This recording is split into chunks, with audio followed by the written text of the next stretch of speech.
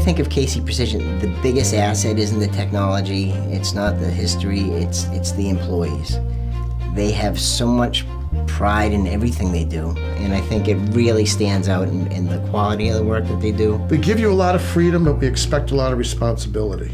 And the people that understand that love it. They like what they do.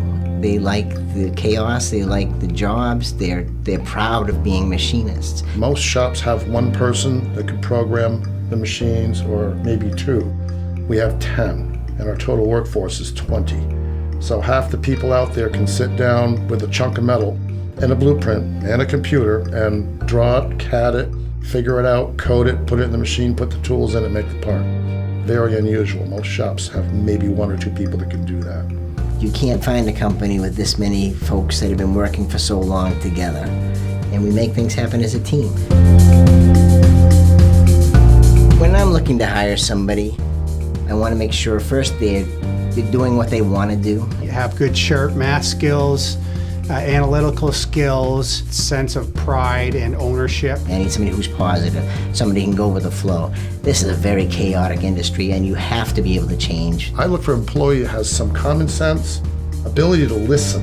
I want people to come in and learn from some of these people with more experience. And the ones that we value and we actually end up keeping are the ones that stop and listen to us. And they go, oh, and we've had some that came in and then they left.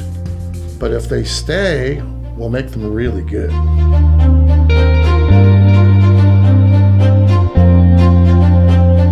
I think my favorite memory from KC Precision was the first day that I ever came into the shop. I met Mark for the first time, and he gave me a fantastic tour. He knew everything about every machine. He knew everything about all the parts that they were making. It was a pleasure. I felt very comfortable. I felt very at ease. He's very cordial. I was told a story by Bill Casey, who's our founder.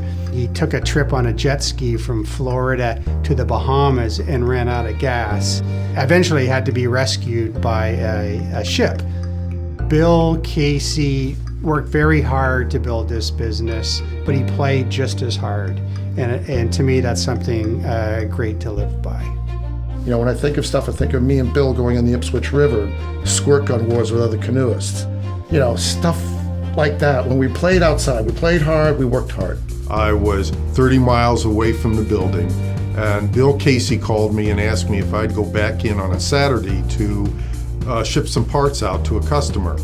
And I actually turned him down on that and said I would go right back and do it that Friday. I remember that in particular because it's a perfect example of how we're willing to go the extra mile. Very much a cohesion, a unit, a group that we all got along really well, and we're still getting along really well.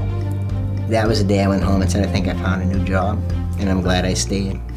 I'm glad I took the job and then stayed.